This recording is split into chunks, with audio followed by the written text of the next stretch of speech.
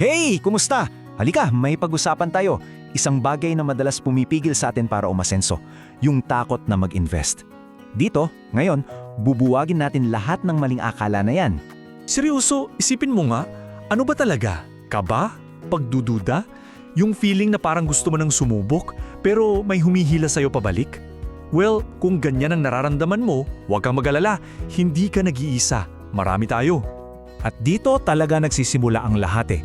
Sa mga sabi-sabi, sa mga kwentong barbero tungkol sa pera, yung mga myth na naipasa sa atin na parang katotohanan, at yan mismo yung humaharang sa financial growth natin. Kaya naman, ang misyon natin ngayon, harapin natin yung mga takot na yan. Tara, himay-himayin natin, isa-isahin nating gibahin yung mga pader na yan. Okay, so eto na. Tatalakayin natin yung 5 pinakakaraniwang myths, yung mga kontrabida sa financial journey ng maraming Pilipino. Ready ka na ba? Let's go! Oh, eto na. Ang number 1 sa listahan. Siguradong narinig mo na to. Yung akala na kailangan mo ng isang truck ng pera para makapagsimula, na ang investing para lang sa mga naka-suit and tie sa Makati.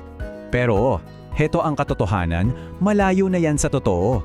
Ngayon, sa halagang 1,000 piso lang, oo, 1,000 pesos, pwede ka nang magsimula. Minsan, mas mababa pa nga eh. Salamat sa teknolohiya, di ba? Ginawa niyang abot kaya para sa lahat. Ito pa, myth number 2. Yung tingin ng marami sa stock market, parang isang malaking kasino. Isang maling galaw mo lang, boom! Ubos lahat ng pinaghirapan mo. Aminin mo, nakakatakot pakinggan, no? Pero heto yung twist, hindi yung stocks ang problema. Isipin mo, parang pagdadrive yan. Delikado ba mag-drive? Oo. Pero kung nag-aral ka, may lisensya ka at sinusunod mo ang rules, nagiging manageable ang risk. Ganon din dito. Ang tunay na panganib ay ang pagpasok ng walang alam. Eto yung pangarap na maging parang fortune teller.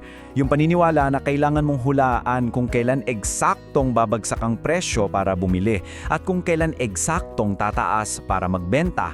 Parang kailangan mo ng crystal ball, di ba? Ang totoo niyan, kahit yung mga pinakamagagaling na eksperto sa buong mundo, hindi nila kayang ipredict yan ng perpekto. Ang tunay na sikreto ay hindi sa paghula. Nasa tagal ng pananatili mo sa laro.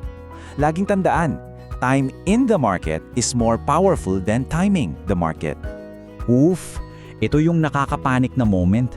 Yung bubuksan mo yung account mo, tapos makikita mo, pula lahat, bagsak yung value.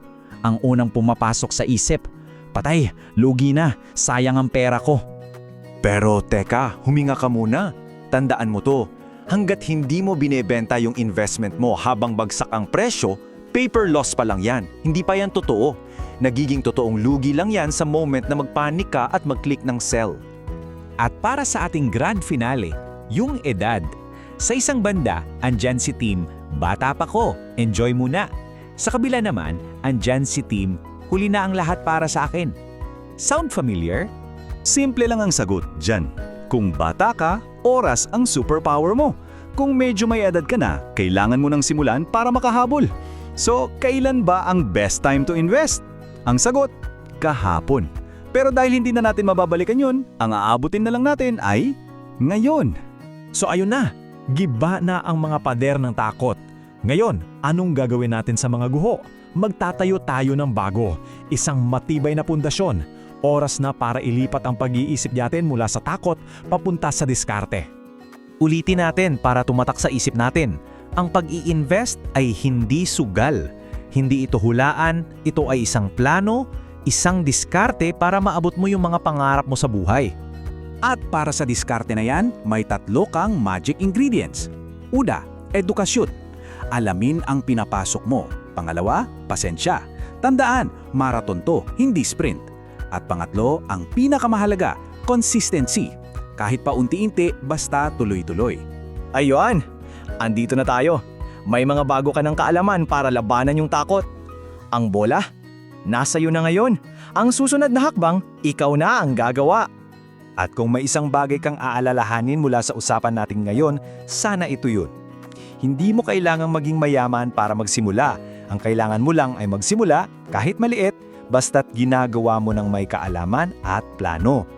Kaya iiwan kita sa tanong na ito. Ngayong mas malinaw na ang lahat, ngayong wala ng mga myth na humahadlang sa'yo, Ano yung pinakauna kahit pinakamaliit na hakbang na gagawin mo para simulan ang iyong paglalakbay tungo sa financial freedom? Pag-isipan mo yan.